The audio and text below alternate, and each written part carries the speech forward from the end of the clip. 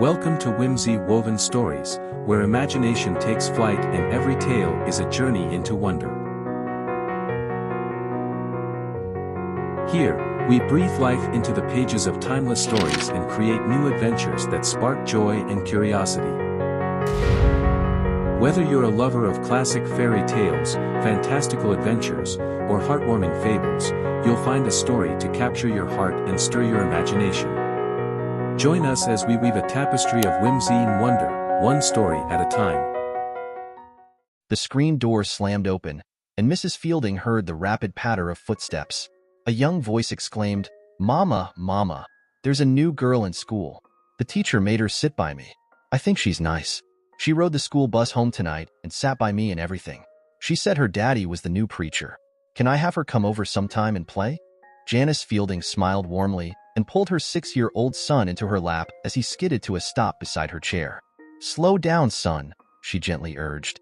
"I'm glad you made a new friend. Why don't you tell me all about her while we wait for supper?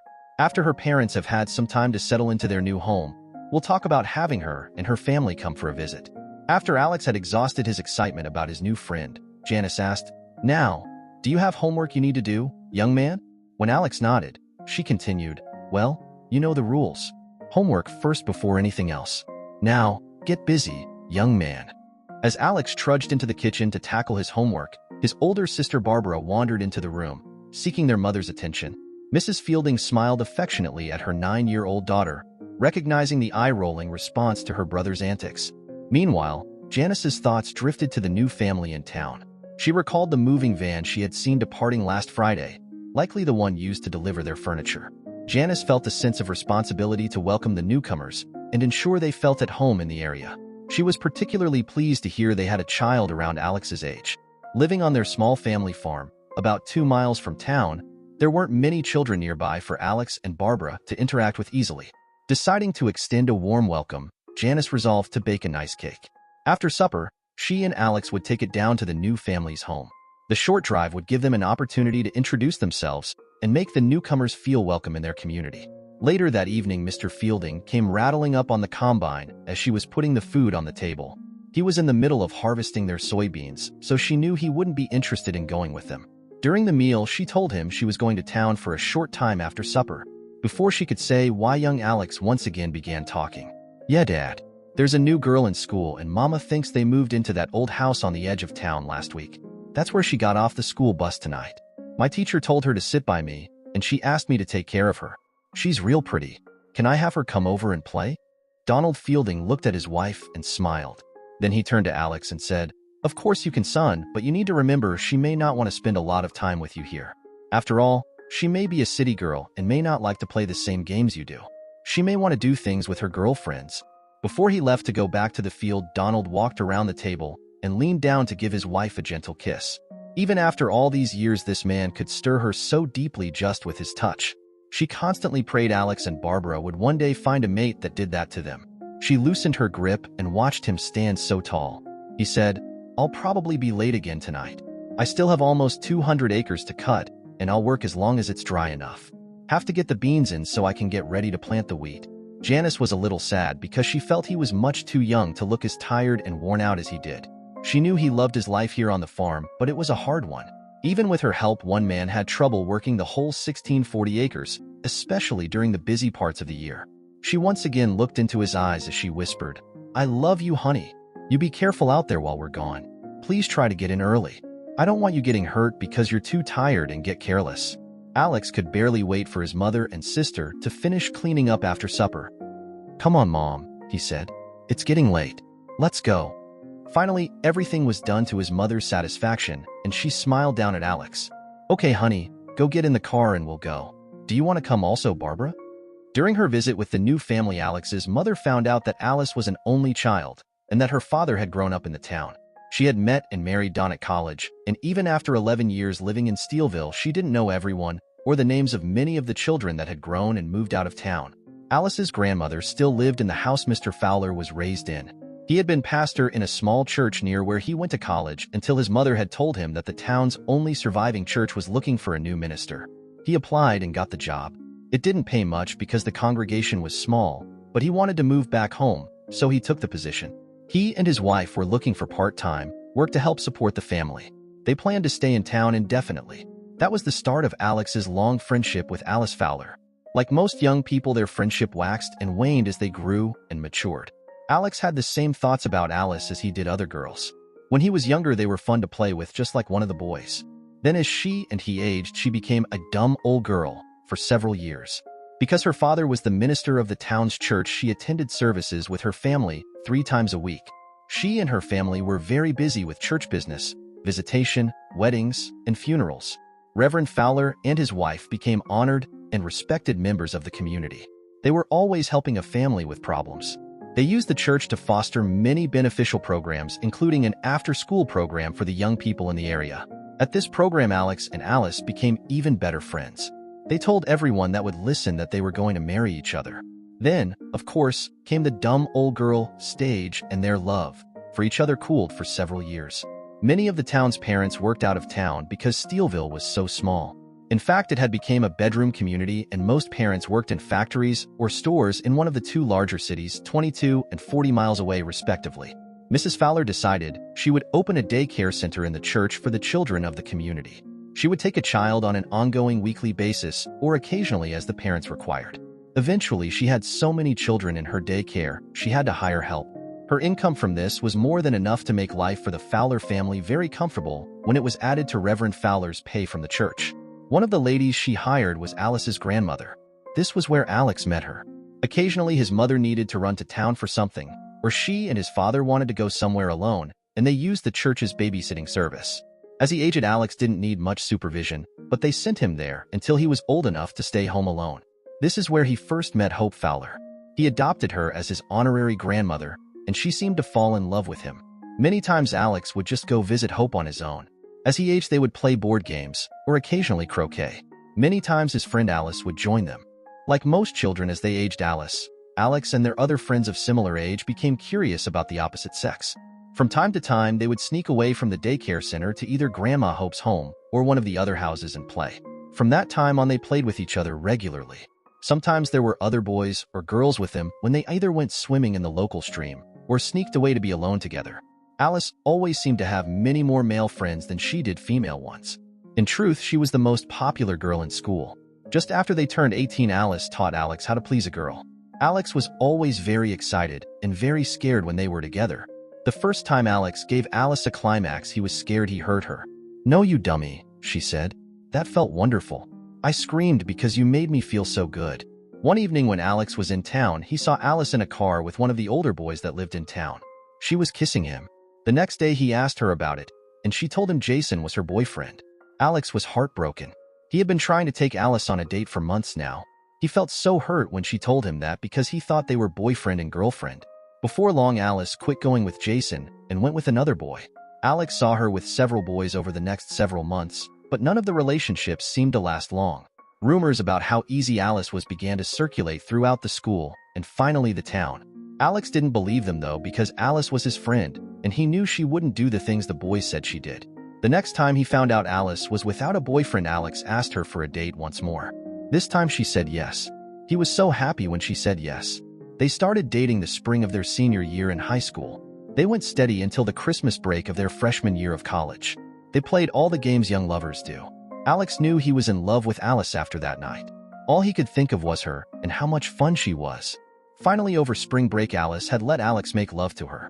This was his first time, and he thought he had died and gone to heaven. He had sneaked out a key to one of the cabins in the family's resort, and they spent their whole date there. Alex felt indescribable. This had to be the best feeling in the whole world.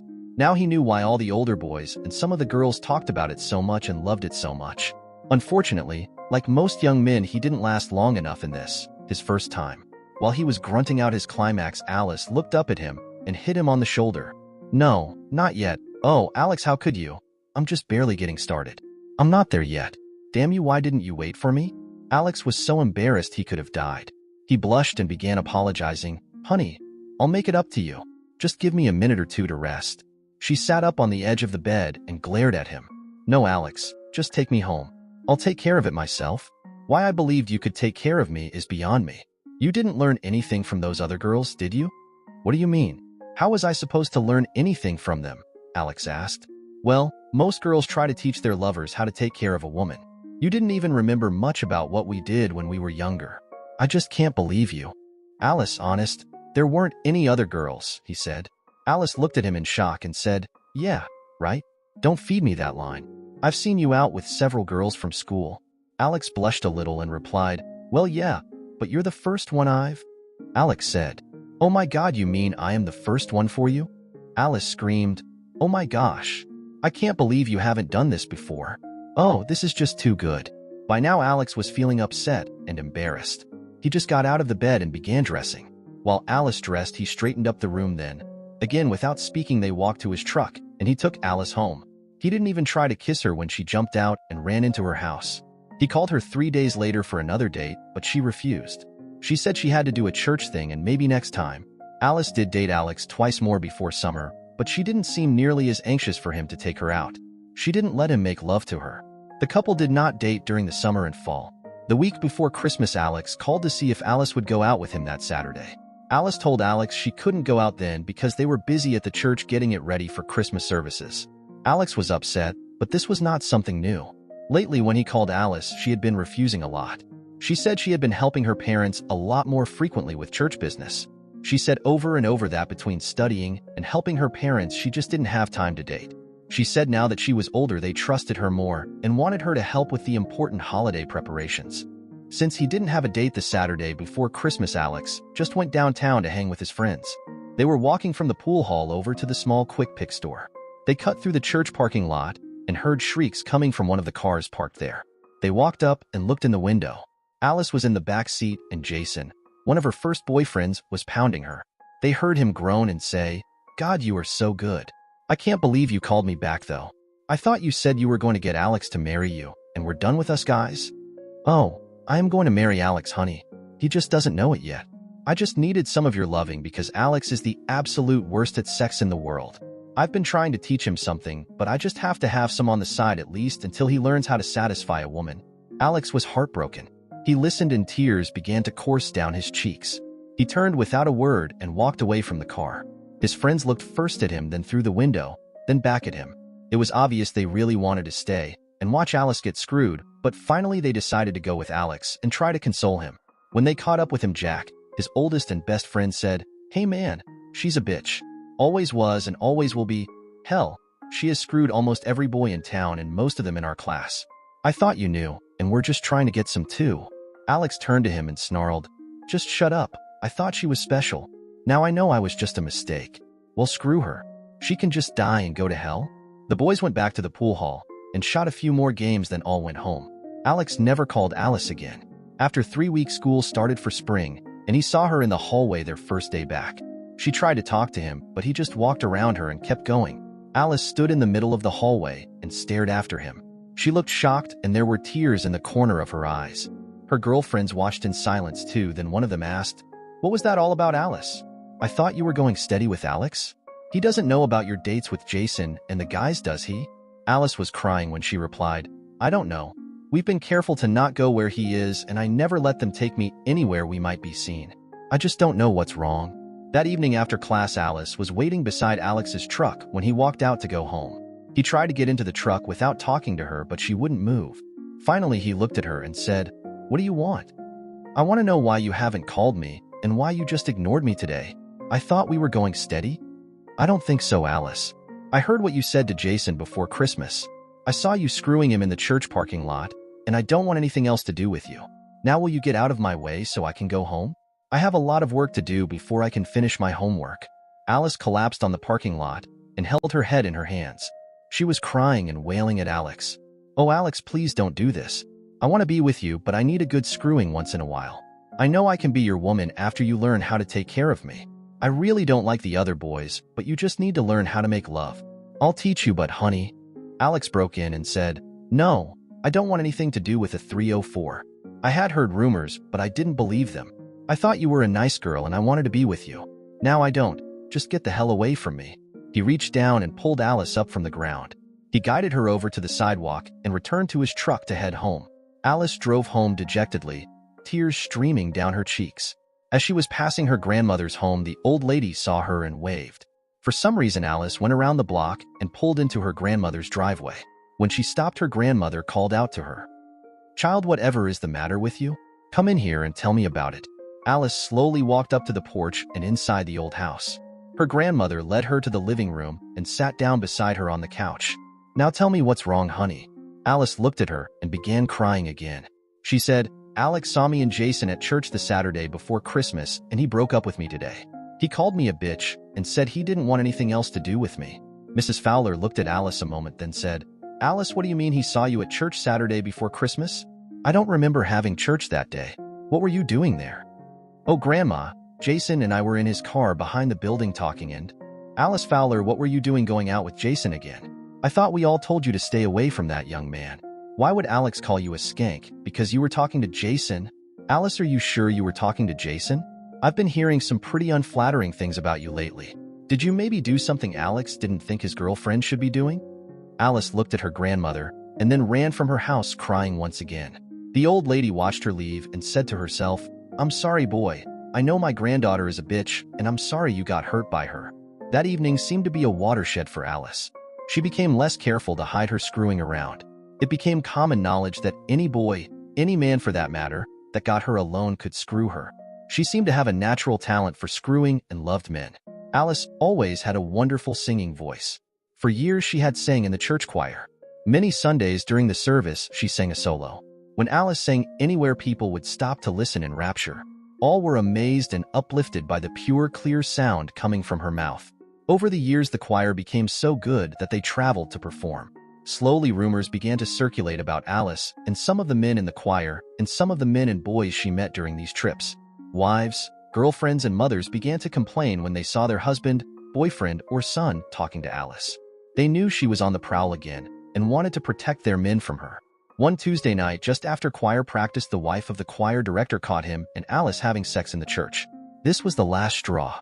Alice was excommunicated from the church, and her father was asked to keep her out of the church building.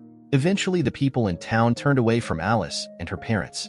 Attendance at the services declined. Her father had to give up the ministry, and her mother got fewer and fewer children to watch at the daycare center. The consensus of opinion was that if they couldn't raise Alice better, then they had no one wanted them influencing their children. In fact, several of the local men began wondering if, perhaps, Reverend Fowler was just a little too friendly with their wives.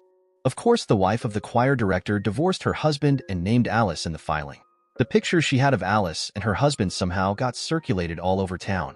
Since Alice's parents couldn't make a living in the small town, they finally moved away. Eventually, her father found another church to pastor, but he never got another church even as large as the one in Steelville. Alice stayed with her grandmother part of the summer. Then, when college started again, she moved into a house in town with some friends. Her few remaining weeks in town were not very pleasant because none of the women and few of the men would talk to her. The men that did talk to her made it obvious they were only interested in one thing. Alex didn't speak to Alice again after that evening at school until his third year in college. One evening, he was walking back to his apartment after studying in the library when he heard a woman screaming and crying. When he got closer to the center of a courtyard, he found the sound was coming from the center of a large clump of bushes. He heard a vaguely familiar voice saying, "No, don't. That hurts. Please stop it. Please." Alex broke through the hedge and bushes. He saw a tall man trying to have sex with a very cute co-ed. Without thinking, Alex pulled the student up and pushed him away. The lady said, "Stop. You going to get the hell out of here, or are we going to have trouble?" "Hey man, stay cool. This hoe been doing all the team. It's just my night, and now she don't want to put out the booty. I wasn't gonna hurt her none." He pulled his pants up and walked off through the bushes, leaving Alex and the girl alone. As Alex was turning around, he heard the girl say, "Thank you. I thought I knew." "Alex, oh my God. It is you. Thank you so much." Alex got a good look at the girl for the first time and saw it was Alice. "Well, Alice, if I had known it was you, I might have just gone on by. Still screwing around, I see. You really need to be more careful. You could get hurt sometime or catch a serious disease. Bye." Alex turned and walked out the way the colored boy had gone. He heard Alice sniffling in the background but never looked back. 2 weeks later, when he got home from class, he found Alice sitting on the steps to his apartment. He started to turn away when Alice said, "Alex, please, can't we just talk? That's all. I just want someone to talk to. Please." Alex sighed and said, "I suppose. Come on in." Alice said, "Thank you." And thank you again for what you did that night on the quad. It seems like all my boyfriends lately have been real a-holes. None of them are anywhere near as nice as you were. I really miss just having you around to talk to. Remember all those conversations we used to have? Alex thought back to their childhood and smiled. He remembered the little girl he first met in grade school and all the fun they had. As they got older, he remembered all the times they were at one house or another studying and just hanging out. He looked at the beautiful woman now sitting on his couch and smiled. Yes, he said. Sometimes I remember those days and wish we could go back to them, but we can't. Alex, I know I screwed up with you and I'm sorry, but please, can't we just visit sometimes? I am so lonesome here and I don't go home much. I don't seem to get along with people back there very well, and not many of the girls here will have anything to do with me. Alex didn't say so, but he was sure her problems were caused by her willingness to screw any man. Naturally, no woman would want her around their men because they would be afraid she would try to steal them. Of course, her causing the choir director's divorce didn't endear her to people in Steelville either. In any event, he did feel sorry for her and agreed to visit with her if he could find the time. Alice jumped up and said, "Oh, thank you." She gave him a kiss on the cheek and started out the door. "Oh, here are my phone number and address. Please call me." She turned once again and left him standing there watching her bounce down his sidewalk. He thought again she was so beautiful and had such a nice personality. He wondered how she could be such a bitch. That was the beginning of their time together at college. They never dated and never even thought about having sex with each other. Their relationship was as near platonic as a male and female could be. Alex decided it was at least good he could have Alice in his life as a friend. One night after 10 p.m., Alex heard a banging on his door. When he turned on the light, he saw Alice sitting on his steps. She was huddled over crying. Alex opened the door and walked out to Alice. He gathered her into his arms and helped her up and into his apartment. He said, "Alice, what's the matter?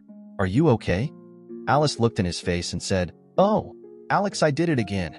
I just couldn't help myself and went dancing with a boy from one of my classes. My fiancé caught us at the bar and followed us to his apartment. He waited for me, and when I came out he took my ring and told me to forget about him, that he didn't need a cheating bitch for a wife." Alex held her until she quit crying, then he asked, "Alice, honey, you know running around on your boyfriends is wrong. You know it always ends up like this. Why in the heck do you do it?" "Alex, I just can't help it. I don't care how much I like the man I'm with. After a while I get bored. The sex gets to be the same every night. I know what he will do to me and how he will do it. I just need more. I need the excitement of a different lover from time to time. I know it's wrong, but I just can't help myself. When a really hot guy comes on to me, I don't even think. I just feel the excitement of the new relationship, and before I know it, I go out with him." Alex sighed and held her until she fell asleep. He laid her back on his couch and covered her with a blanket, then went back to bed. By the time Alex got up the next morning, Alice was gone. He found a note on his refrigerator. It said, "Alex, thank you for being a good friend. I'm sorry I bothered you again. We will graduate soon and I won't see you again, probably, so thank you. I think in my way I love you. I think I love you more than I ever have any other man. If I can ever beat this affliction I will look you up once more. Love, Alice." Although Alex had dated some during his college years, he never found the right girl. Some of them came close, and there was one he thought was special until she found he had to do 4 years active duty with the Navy when he graduated. When she found that out, she left him. About 2 weeks after he found Alice on his doorstep during his last semester of college, it came to a head. When Alex told his girlfriend he had been selected for active duty, she looked at him and said, "Alex, you know my father was in the Navy. He was gone all the time. He was never home for mother and us kids. He spent 20 years and retired. I watched my mother die inside every time he deployed. I heard her cry night after night because he was out drinking and sleeping around with the other officers. We heard several times that when he was overseas, he went to the bars and did the bar girls. Mother loved him and put up with it. I won't. I will never marry a military man. I would have made an exception for you if you had been selected for reserve service, but not active duty. I'm sorry, we might have had a chance except for that. Every nice man I have ever seen in the Navy is at risk and the mercy of the B girls. I know a lot of them never succumb, but I won't take the chance. Goodbye, Alex." She gave him a gentle kiss and walked away, never even looking back. She refused to take his phone calls after that. A couple of weeks later, he saw her out with one of their classmates and finally gave up on her. Alex had some trouble keeping his mind on his studies for a couple of months after Petra dumped him. Finally, after midterm grades were posted, his professor of naval science called him into his office. What started out as a dressing down quickly became a combination of dressing down and commiseration. The PNS said, "Alex, I know this hurts right now, but you have to snap out of it. If there is a bright side to this, it may be you found out now instead of after you were married. You could have a bright future ahead of you, but you have to buckle down and study now. I have been divorced and I am sure my career was a big part of that. Not all women are like your girlfriend or my first wife though. All I can say is for you to keep looking. Now get back to your apartment and do some studying. Good luck. That little pep talk helped and Alex began doing better. He studied hard and passed all his courses that semester. He graduated cum laude with a degree in agribusiness. He was commissioned in the Navy Supply Corps when he graduated. He went home for 2 weeks after college, then went away for 4 years of Navy service. One of the last stops he made before he left was to Grandma Fowler. Even though Alice had treated him so badly, she still looked at him as one of hers. When she hugged him goodbye, she said, "Alex, you're one of the good ones. You always treated me so nicely and took better care of me than my blood relatives did. I pray I am still here when you come back, but if I'm not, remember me and that I loved you like one of my own." Alex looked over his shoulder when he opened her yard gate and saw the tears running down her cheeks. She stood with her hand raised waving goodbye until he was out of sight. After Alex left his home to see the big world, there were many women in his life. Most of them were one-night stands, and yes, like many Navy men, there were a lot of bar girls, but he was always careful and used a rubber. AIDS was nothing to take a chance with. By the time he was separated from active duty, Alex had at least a master's degree in plain and fancy screwing. It had been years since a woman had left his bed unsatisfied. Alex took his time returning home from his last duty station.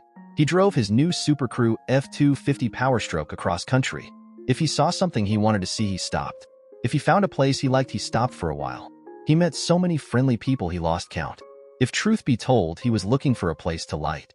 He knew his parents were getting older and really wanted him to return to the family farm, but he just wasn't sure what he wanted. None of the women he had met were what he was looking for, and none of the places he saw were where he wanted to stay, so he kept moving, getting ever closer to home. Finally, just after noon one Thursday, he topped the rise that had hidden his hometown of Steelville from sight. He slowed down as he rolled into town. He had only been home once in the 4 years he had been in the Navy. He hadn't been home at all in the last 3 years. As far as he could see, not much had changed. The pool hall was still open, but the Quick Pick and cafe were closed. There were some new houses, but some of the old ones were gone. Alex slowly drove through town and out the road toward his parents' home. He was looking forward to seeing them, but when he got home, his father was in the field like he normally was during much of the season, and his mother was sitting in the sunroom with her iced tea. She hadn't seen him drive up, and when he opened the door to enter the house, she called, "Don, is that you? Is something wrong, honey?" When she saw Alex step into the room, she sat her tea down so hard it turned over and spilled. She was out of her chair and running to him before she even noticed it. "Oh, Alex, you're home. Why didn't you let us know you were coming home? Your father is out somewhere. Are you out of the Navy, or is this just a visit?" "I'm out, Ma. I thought about staying, but, well, like I have told you in my letters, I like the Navy, but some of the bullshit I just can't put up with. I am going to stay in the reserves, though. That will be a nice little income every year, and if I can stay for my 20 years, it will be a pretty nice retirement check when I turn 60. Now if I can just decide what I want to do." "Well, honey, there's always the farm.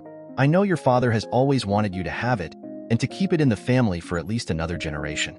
He was talking to me about that just last week. It is getting harder for both of us to do everything as we get older. He's 58 now, and with the hard life he's led, he is getting around a little worse every year. Your cousins and uncles are still busy with the feed and farm supply store as well as the resort, but none of them are interested in helping around here. They had to close the little lunch counter in the store because they needed the room for a higher profit stock. We all got to going there after the cafe closed when Bessie got too ill to run it. No one in town wanted to put in a cafe or bother with the little coffee shop, so they were just closed. Other than that, I guess everything is about the same as when you were here last. We'll see, Ma. Lord knows I like it here. I have been out almost a month now and just took my time driving home. I was looking for a place to live and a job I wanted to do, but nothing jumps out at me like this place does. I think I have enough money stashed away to be able to take my time finding a position. Of course, the few shares I have in the business will help with income if I need it." Over the next couple of weeks, Alex made the rounds. He renewed old acquaintances and reconnected with his extended family. From time to time, when he drove to the family store, he would look at the old Quick Pick store and the large and used building next to it. Part of that building had been the local cafe before it closed. The rest had been a feed store at one time. It almost made him sick to see those buildings and the pool hall next door falling into disrepair. Several days when he was in the feed store, he would hear locals complaining about not having anywhere close to buy emergency grocery items or get a quick meal in town. They kept asking his grandfather if he would put his lunch counter back in. A small idea began to form in his mind. He had a degree in agribusiness and had been a Navy supply officer. He had been in charge of the Navy Exchange in Chapets on one duty station and had been food service officer on a ship. He knew he could run a business. In fact, he had almost been ready to take a position in the family business part-time and help his father with the farm the rest of the time. What if he opened a small store, cafe, and service station? Alex didn't discuss his thought with anyone in the family. He stopped one day and walked around the buildings. They needed a facelift, but they seemed to be structurally sound. They were in a pretty good location. They were only about a block from the feed store and were across the street from the post office. They were on the main street through town, so some traffic would pass by every day. He found out who owned the buildings and called them to see if they were for sale. After some negotiation, Alex bought the 2 empty buildings for a very good price. The owner kept the pool hall and told Alex he was crazy to buy the 2 empty buildings because the town was dying. Still, Alex didn't tell anyone his plans. He just told his parents he had taken on a project and would be able to help them some if they needed it, but most days he would be busy in town. Of course, in such a small town, it wasn't long before everyone figured out Alex was remodeling the old cafe and quick pick store. Finally, people started dropping in to see the work in progress and questioning Alex on his plans. He admitted he was probably crazy, but he was going to reopen the quick pick and cafe to see if he could make a go of them. He obtained a license to sell liquor in the quick pick and buy the glass in the cafe. The buildings came with a small acreage behind them. After he got the buildings remodeled, he was going to put in a small truck garden on the acreage. He thought he could sell produce to the people that lived in town and worked elsewhere. Alex worked most of the winter on his buildings. He borrowed his father's machinery to plow his 8-acre vegetable patch and was ready for spring to plant his vegetables. He opened his store and cafe in late February. Business was slow but steady. After the first month, he was breaking even. One day he got a phone call from one of the chief petty officers he had known in the Navy. She had retired and was looking for a place to work and live. She had a small child and no husband. Alex remembered she had been an excellent cook and had a great idea. "Chief," he said. "I don't." She cut him off and said, "Sir, it's not chief anymore. I'm retired, remember? My name is Marion. Now what were you going to say?" Alex laughed and said, "Well, Marion, I guess 2 things now. 1, I'm not lieutenant or sir. I'm Alex. 2, I have opened a small cafe and quick pick store here in Steelville. I have also promised to help my parents on the farm, and I am raising vegetables to sell commercially. If you're interested, I could hire you to cook and run the cafe, to sort of be my right-hand woman here in the business while I am gone. I can't pay much, but there would be living quarters for you and your daughter. The local school is a good one too. I know you would fit in real well here in town. What do you say?" "Well, you know, sir, on Alex, I've always wanted to move back to a smaller town. I grew up in one, you know, but, well, tell you what, I'll come and see what it looks like. Hell, I might even try it for a while. It sounds interesting, and you sure made Steelville sound nice when we were talking about our hometowns. I can be there in about 3 weeks. Is that okay?" Alex heaved a sigh of relief and said, "Great, that'll be fine. I'll get busy working on your quarters." Alex had been thinking about turning the unused part of the cafe building into 1 or 2 small apartments, and that is what he started to do. By the time he was finished, he had 2 apartments of about 1,000 square feet each. He lived in one, and Marion and her daughter lived in the other. While he was working on the apartments, the owner of the pool hall had approached him about buying that building. He wanted to retire, and the building wasn't even paying for insurance and expenses as a pool hall. Alex looked it over and made an offer. The owner didn't even blink before taking the offer. As soon as Alex finished his and Marion's apartments, he began turning the pool hall into apartments. There were already 2 apartments in the upper floor. The upper apartments hadn't been rented in years, so they needed a lot of renovation. Alex put 2 more downstairs. By the time he had them finished, he already had all 4 of them rented. The rent on the apartments paid the utilities and insurance on all the buildings, as well as leaving a little left over for living expenses. Things were looking better and better, and Alex was enjoying his life. He worked long, hard hours in his businesses and on the farm with his father, but it was fun. Of course, there was one thing missing. He hadn't found a woman yet. Almost all of the young people his age were either married or they had left town. He had never been fond of the idea of picking up a permanent partner in bars. He did go to the larger towns to find female companionship for an evening or 2, but he was too gun-shy to let himself get serious about one of them. Alice and the women he had met in the Navy had cured him of that failing. One hot summer morning, Alex was sitting in the cafe visiting with the farmers and few town residents that were either having breakfast or taking a morning break. He heard the door tinkle and looked up to see the most beautiful woman he had seen in months walk into the building. She turned left and entered the cafe. When he had remodeled, he had made the cafe door and quick pick door the same. That way one clerk could handle both businesses. The cash register was centered on the door with the cafe on the left and the quick pick store on the right as you entered the building. The woman walked up and sat at Alex's table. Just before she sat down, Alex saw it was Alice. "Hey stranger," she said. "How you doing?" "It's been a while." "Hello Alice," he said. "I guess it's been almost 5 years now, hasn't it? You doing okay? I heard you got married. What are you doing back in town?" "Well, right now I am staying with Grandma. I guess you could say I got a dose of my own medicine. I was married, but I caught the pig cheating on me, so I'm waiting on the divorce to be final, then I guess I'll have to go somewhere and find a better job. I work part-time right now at the YMCA. Staying here with Grandma, I make ends meet. How about you? Still in the Navy?" "No, Alice. I got out almost a year ago now. I really didn't want to do anything away from here till I came home. I help Dad on the farm and have some rental property here in town. I have been trying to make a little extra here in the cafe and store. I guess you could say I just get by, but at least I am living where I want to be." They continued talking, and before they knew it, the lunch crowd began crowding into the small cafe. "Alice, I'm sorry, but I have to get busy now. Marion needs help handling the lunch rush. It was nice seeing you again." That first visit got Alex thinking about Alice once more. He had to admit he really enjoyed the conversation and felt very comfortable with her. Somehow she seemed more mature and relaxed than she had before he went into the service. 2 days later, Alice once more came into the cafe for morning coffee. Once again, she and Alex visited, and he was sorry to see her leave. The next time she was in, Alex was filling in for Marion because she was enrolling her daughter in school. He didn't have time to talk to Alice. They would visit in passing. It was frustrating. During one of his short stops at her table, he did what he had sworn he would never do again. He said, "Alice, I've really enjoyed visiting with you these last few weeks. Would you like to go to Centerton with me Friday evening for supper?" "Okay," she said. "What should I wear?" "There's a really nice French restaurant there with a nightclub attached. Why don't you wear something nice and we will eat there?" When he arrived at Mrs. Fowler's home to pick Alice up, Hope met him at the door. She looked at him as she let him in and said, "Boy, are you sure you know what you're doing here? Alice is my granddaughter and I love her, but, well, anyway, it's good to see you again. I've missed our talk since you got so busy over there at the store. Come on in." She's being fashionably late as usual. Alex and Alice dated the rest of the fall, and he was falling for her like a ton of bricks. He was getting very frustrated too. She would make out like the hottest babe in town but wouldn't put out. Just from that, he was convinced she had turned over a new leaf. He was impressed with her resolve and the way she had turned her life around. Valentine's Day finally arrived and Alex had a date once again with Alice. He had made up his mind. This was the night. When he picked her up, before they left her grandmother's home, he said, "Let's do something different tonight. Instead of going right out to supper and dancing, how about we go shopping first?" "Shopping?" Alice yelled. "It's Valentine's Day, for gosh sakes. Why do you want to go shopping today?"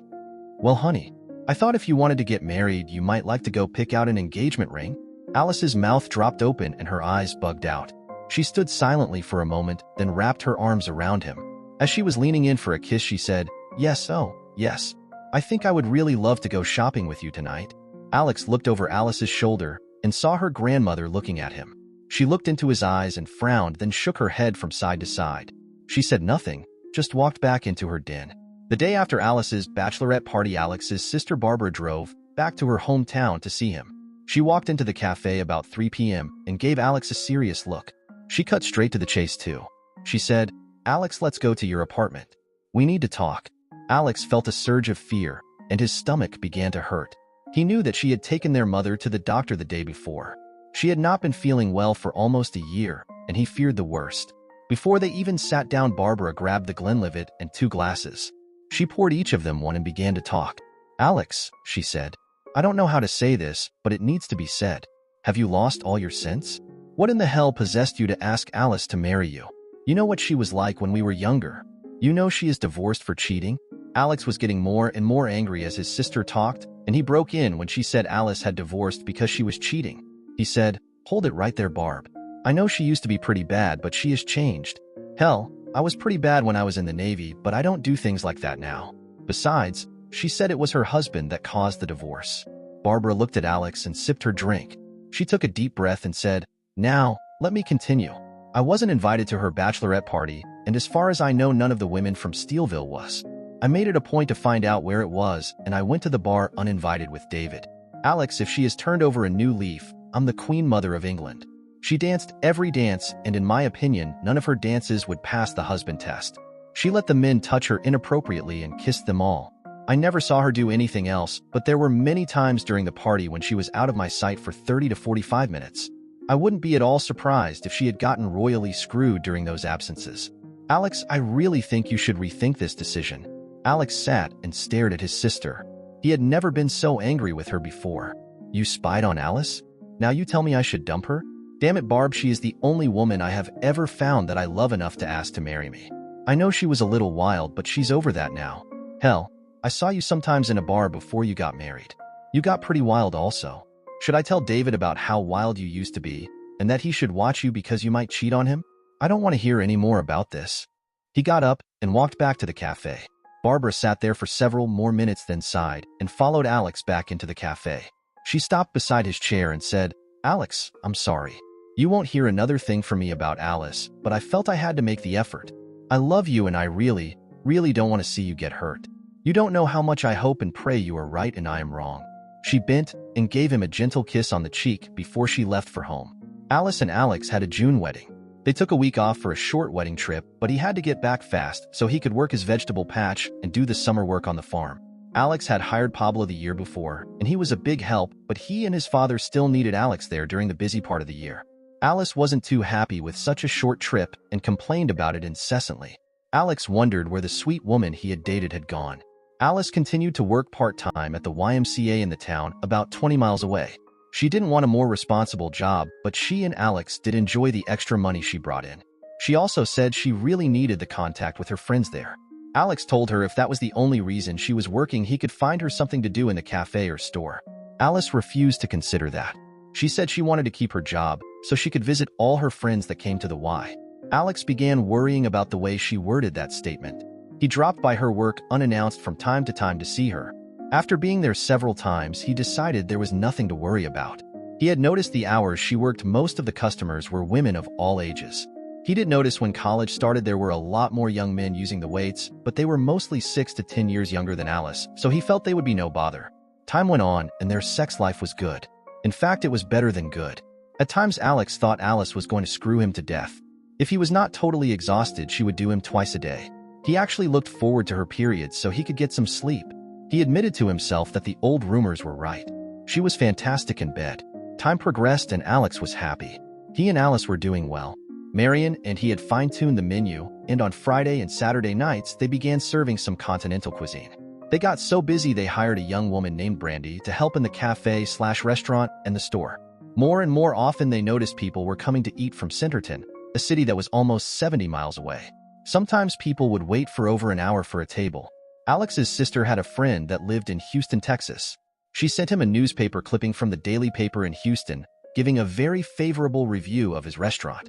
More business developed as his establishment became better known. Alex redecorated the unused part of the building behind the small cafe, expanded it, and opened a restaurant. He put in a patio and paved it. There were 3 huge old shade trees on it, and put some tables out there for patrons to use during nice weather. He got so many requests for reservations he began taking reservations. Then people began asking if they could come down during the week. He finally hired more help, and they became a full-service restaurant open from 6 in the morning for breakfast to 10 in the evening. He always kept the original section of the building set aside for local walk-in customers. It was still called the Steelville Cafe.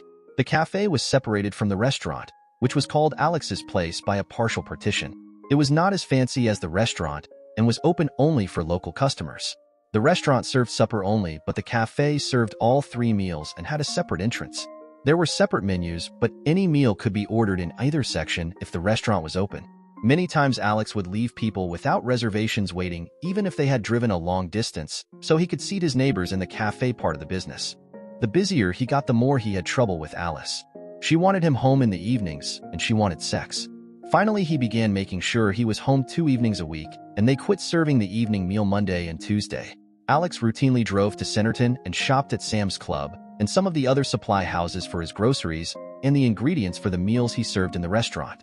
He could buy the items retail at those establishments and bring them back to Steelville himself cheaper than he could buy them off the delivery trucks. That way he could keep his prices low enough that many of the town's residents would buy the majority of their groceries from him instead of going to town for them. He had to expand the store and put in freezers and another cooler for his produce and meat. His next project involved taking orders for produce, then delivering it the days he went to shop for the store. He could actually charge more for the produce delivered than the people would pay in a local grocery store. They didn't mind though, because it was fresh from the farm and it was delivered to home or office. It was very convenient for his customers, and Alex didn't mind doing it, especially since it enhanced his bottom line so well. Alex had a minimum amount that he would deliver, and many times people would buy more than they wanted, just so he would deliver. By now, Alex was making almost as much as he made while he was in the Navy and having a ball. After Alex and Alice had been married almost 2 years, Julia came along. Alex thought she was the most perfect baby he had ever seen. Alice, however, didn't seem as pleased. She seemed to resent the time it took to care for her. She complained about being a dull, boring mommy now. A year later came Samuel, another perfect child. Alice insisted on having her tubes tied after that. She said there was no way she would tie herself down with any more children. Alex was hurt at her attitude, but decided to let it pass. She did seem to be a good mother, and he loved his 2 children to death. Within a very few months after Sam was born, Alice was once again the slim, beautiful woman he had married. She made exceptionally good use of her free access to the machines at the YMCA where she worked. Alice began complaining she was bored and wanted more to do. She began badgering Alex to let her buy his supplies and deliver his produce. She said there was no reason she couldn't go to Sam's for him and buy his inventory or deliver his produce. She said that way she could meet people and have a social life as well as help Alex. Besides, she had friends in Centerton and the other towns he delivered to, so she could visit them when she went to town. Alex decided this was a good thing and agreed to let her make the trips. Unfortunately, from time to time he was out of stock and needed her to get back rapidly on market days. There were times it was late in the evening before she would return. Finally, he decided he would have to make the trips himself. He said, "Alice, this just can't continue. There have been too many days when I needed something you were buying, and you didn't get back from town until too late for us to use the item, or I missed some sales because I was sold out. I think I will begin making the shopping trips again. I'll go back to leaving at 6:30 a.m., then I can be home before the lunch crowd hits the cafe." Alice became angry and said, "Why? If you're out, just use something else. You know I always get home before dark. I admit sometimes the girls and I lose track of time, but everybody does that from time to time. It sounds to me like you just want to keep me down here on the farm. Well, I'm going to town a couple of days a week to visit my friends, whether you have me buy your stock or not." She turned and stomped out of the business and left the parking lot in a cloud of smoke from her burning tires. Alice began going to town around 10 in the morning to visit with her girlfriends, and sometimes she wouldn't get home until after 6 in the evening. At first it was once a week, then twice. Next, she began going on Saturdays sometimes. She began coming home with alcohol on her breath, and he was sure she had been drinking more than a drink or 2 at lunch. Alex began to worry. Finally, Alice's actions became so blatant he couldn't ignore his fears any longer. He was coming out of the Sam's parking lot about 10:30 one morning and saw Alice's car pull into the Holiday Inn parking lot. The Holiday Inn was across the street from Sam's parking lot. Another car had followed her into the lot and parked beside her. Alice walked from her car to the driver's door of the one that had followed her. A tall, well-built man got out of the car and Alice grabbed him, hugged him, then gave him a deep, long kiss. The man rubbed his hands up her sides and grabbed her hips. Alex sat in his truck at the stop sign and stared in shock. When the couple turned, they walked arm in arm into the hotel. Alex was almost T-boned when he tromped his accelerator and shot across the road to park beside Alice's car. He walked into the hotel in time to see the man sign the registration. When they turned, once more arm in arm, Alex saw the man was Jason, one of Alice's first boyfriends. Partway to the elevator, Alice stood on her tiptoes and gave Jason another kiss. This time his hands fell to her hips and he pulled her tightly against him. Just to be sure, Alex watched until they entered the elevator. He turned and left the building sadly.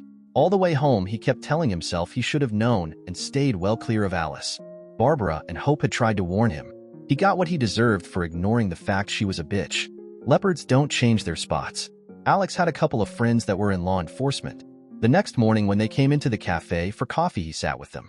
He said, "Guys, I have a problem I would like your help with. I know you both take security and investigative jobs from time to time, and I know I need your help. Yesterday I was leaving Sam's and I saw Alice and Jason checking into the Holiday Inn. I followed them into the lobby. They kissed several times while I watched. They got on the elevator and went up to a room. I'm pretty sure the 304 side of Alice has come back and she is cheating on me. I need proof." 3 weeks later, at coffee one morning, the two friends handed Alex a large manila envelope. Jack said, "Alex, you were right. I'm afraid it's worse than you even suspected. We have pictures and a written narrative, but damn boy, you just better give it to your lawyer and never even look at it. The 304 is doing gangbangs. Most of her men friends are her old boyfriends. You know many of them because they grew up with us. Some of them are from college too, we think. One day, she had 7 different men from the time she and Jason checked into the Holiday Inn until she left at about 3. Most of them did her more than once. Most of the time, she didn't use condoms either. You had better get yourself checked for diseases fast, old man. Alex had already talked to an attorney named Steve Jensen. He had been the family friend and attorney for nearly 40 years. That evening, he called Steve and told him he had the documentation for the divorce now. If you don't come by for coffee in the morning, I'll bring it to your office, he said. The next morning, Steve dropped into the cafe for coffee and picked up the envelope. He said, I'll look this over and make any changes I need to in the paperwork. Do you still want her served as soon as possible? Yeah. I'm going to kick the bitch out of the house the evening you serve her. I don't want to do it beforehand in case she splits, Alex said. It was 2 days later when Steve once again came into the cafe for morning coffee. Alex sat with him for a few minutes and Steve said, We're serving her at the YMCA this morning, just after she gets to work. Good luck, Alex. About 8, the cafe phone rang and Marian answered it. She pulled the receiver from her ear and looked at it in anger. Everyone in the room could hear the yelling coming from the receiver. Alex looked up at her and said, Well, I guess that calls for me, isn't it? Marian looked at him and said, Yes, I guess it is. Whatever it is, Alice is sure pissed at you. What did you do to make her this angry? Well, Marian, I imagine she was just served with divorce papers. What? Why are you? I didn't know you were having any trouble, but it's none of my business. I'm sorry I asked. Alex took the phone and just let Alice run down. After she quit yelling, he said, Alice, I never should have married you. The only good thing I have left from our marriage is the children. I knew you were a 304 and convinced myself you had changed. I found out 3 weeks ago you hadn't. Don't come home. I changed the locks and I have stopped the credit cards. When he hung up, Alex went into the kitchen where Marian and the help were working. He said, I guess most of you heard part of that. All I will say is I caught Alice cheating and I filed for divorce. From now on, I don't want anyone telling her anything about the business or doing anything she says or asks you to do. I'll try to keep you all out of the line of fire, but we all know what Alice is like when she gets angry. Everyone walked up and either patted him on the shoulder or gave him a small hug. Most of them told him how sorry they were. Later that evening, Alice showed up in town with Jason and another man.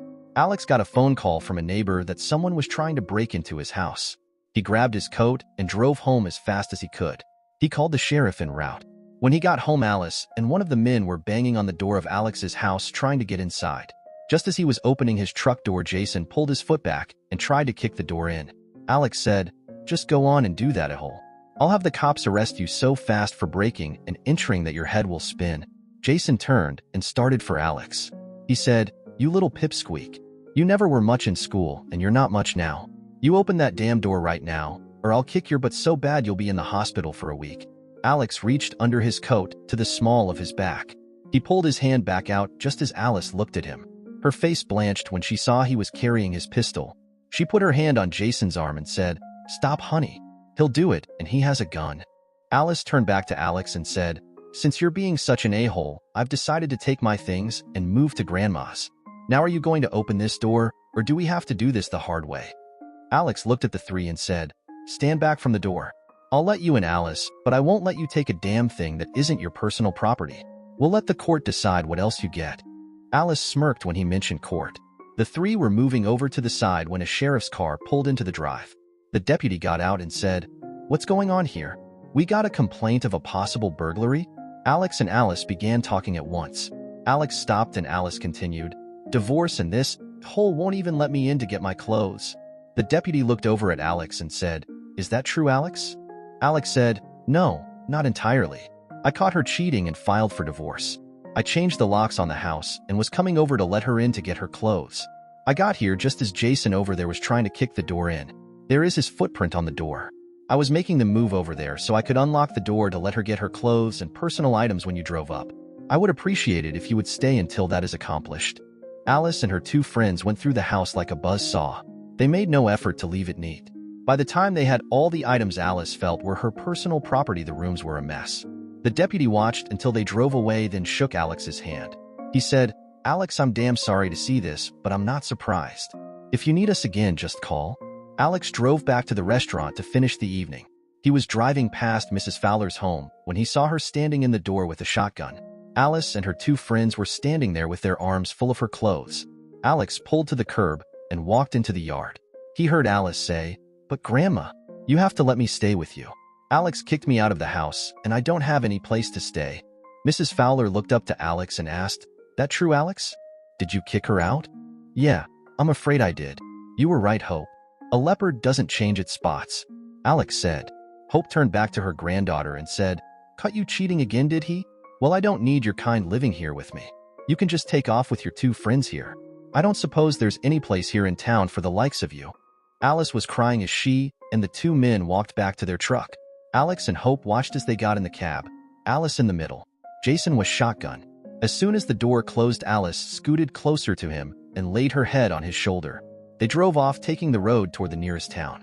The case worked its way through the courts and finally came to a hearing. Alex and Steve entered the courtroom full of confidence. They thought they had everything dead to rights. Testimony and evidence was presented, and the judge recessed for lunch to convene again at 2 in the afternoon. He was using the hour from 1 until 2 to go over the case. Finally, 2 p.m. arrived and court began again. The judge leaned back in his chair and began speaking. "I find in favor of the defendant Alice Fielding.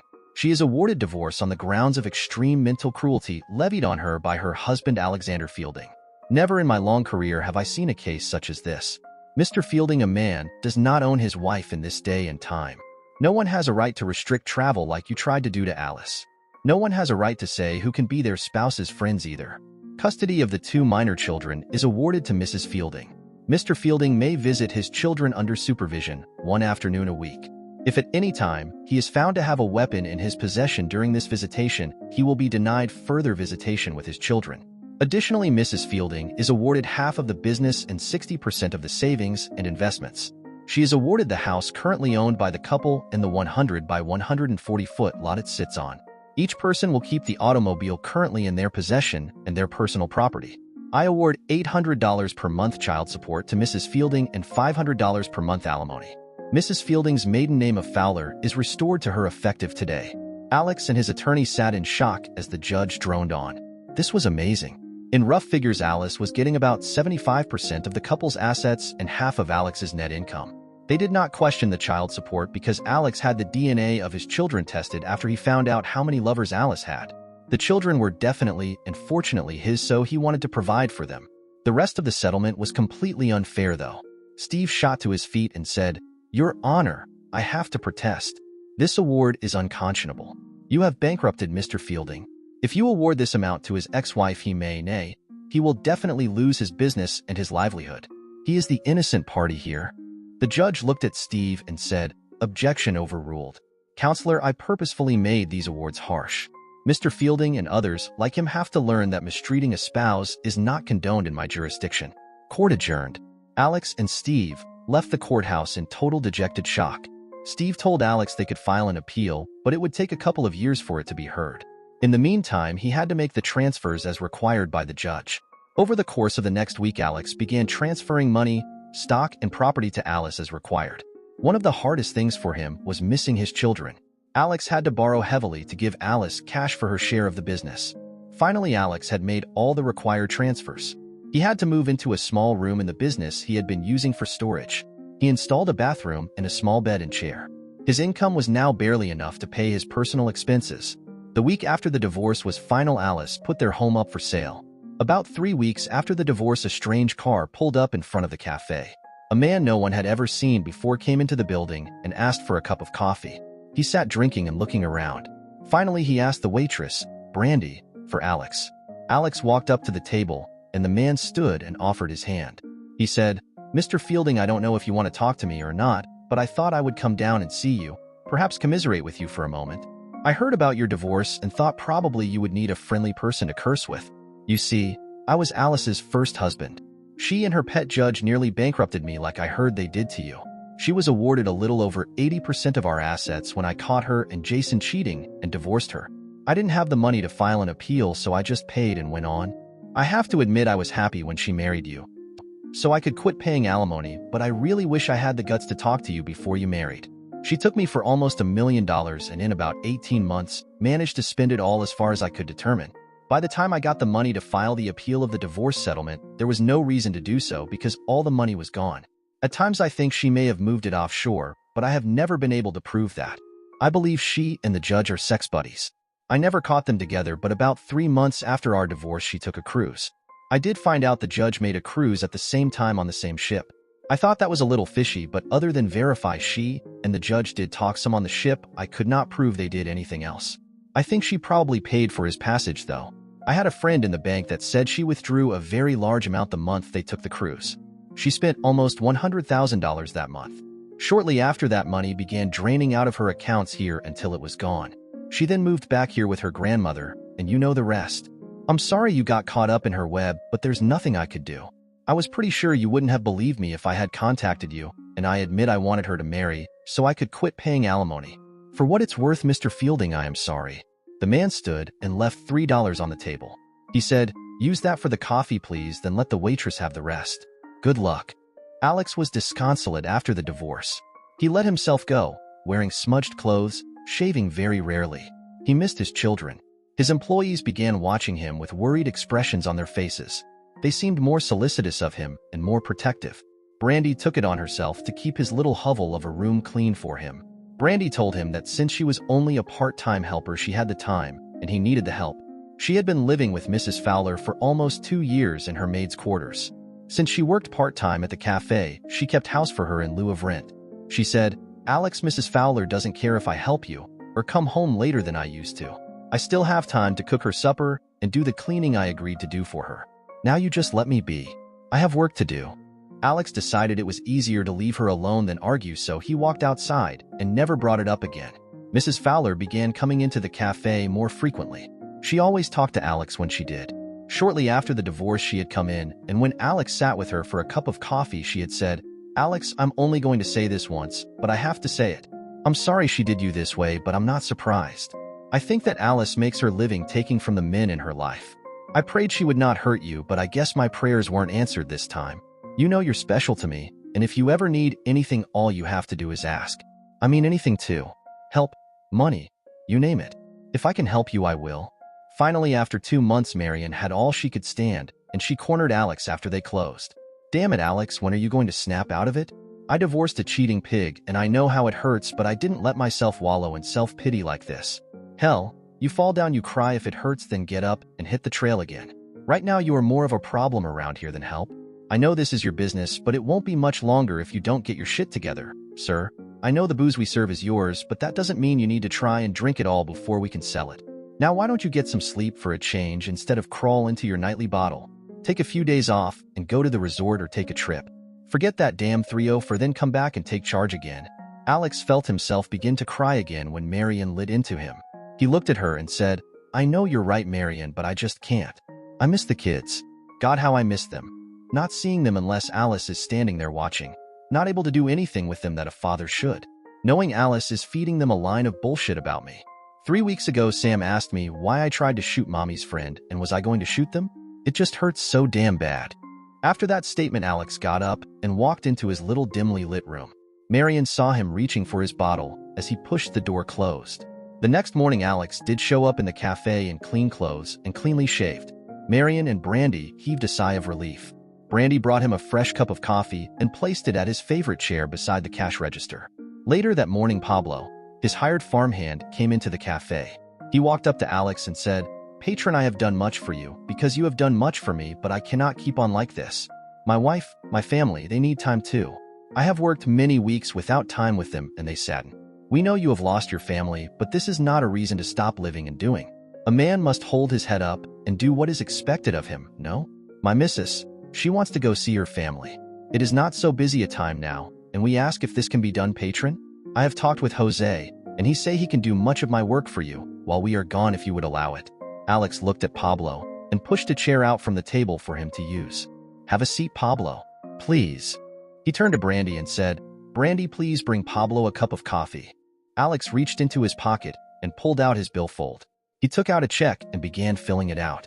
After he was done, he handed it to Pablo and said, "Pablo, I'm sorry I have let things go like I have. I know you have been working much more than I should have required of you. My parents and I appreciate what you have done and are doing for us. You and Marion and Brandy and all my other friends have taken good care of me. Now I will try to live up to what you should expect of me. Here, take this check and tell your wife you, and she have 2 weeks to visit her family or do anything else you want. Have a good trip, my friend." When Pablo looked at the check, his face blanched and he said, "But patron, this is too much. I know how much of your money Miss Alice took, and you should not give me this." Alex smiled and said, "Yes, I should, Pablo. I have taken advantage of you, and the others and I intend to make it up to all of you. Take the money and go. Kiss your children for me and have a good time." Later that afternoon, Pablo's wife came into the cafe. She marched up to Alex and gave him a hug and a kiss on the cheek. She looked into his eyes and said, "Thank you, patron. You are much too good to us, but thank you." There were tears in her eyes when she turned to leave the cafe. Brandy had only been working at the cafe for about a year, but she, too, had taken much of Alex's work onto her shoulders. That evening, when she was getting ready to go home, he asked her to sit with him for a short time. He handed her 3 $100 bills and told her, "Brandy, by now you heard what I gave Pablo. You haven't been working here long, but you also deserve a bonus for all your help and concern. I hope you will take this money and buy yourself something nice. I wish I could give you more, but..." Brandy just stared at the money, then Alex saw her eyes moisten. She was smiling when she said, "Thank you, Alex, but you really shouldn't have done this. I know you don't have the money. Please, won't you keep this?" Brandy tried to hand the money back to Alex, and he stood from the table and jumped back. "No," he said, "I won't keep it. You deserve that and more. All of you deserve a bonus for the way I have moped around here and taken advantage of you. I am going to try to do better, but at least I can do this little thing for you to show I know what you have done and that I do appreciate it."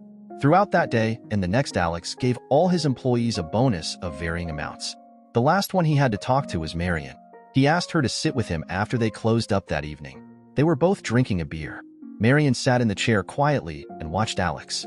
She was afraid she knew what he was going to do, and she didn't want him to do it. She knew everyone he employed, but her had gotten a bonus of one amount or another. The ones that had been with him the longest had gotten larger bonuses. She had been with him longer than anyone except Pablo, so she was afraid he was going to give her even more money he could not afford to give out. Alex leaned back in his chair and said, "Marion, I expect by now you know what I want to talk to you about. You know I have been giving everyone bonuses, and now it's your turn. I couldn't decide what to do about you. Without you, I would have never been this successful, and I would not have this fine establishment.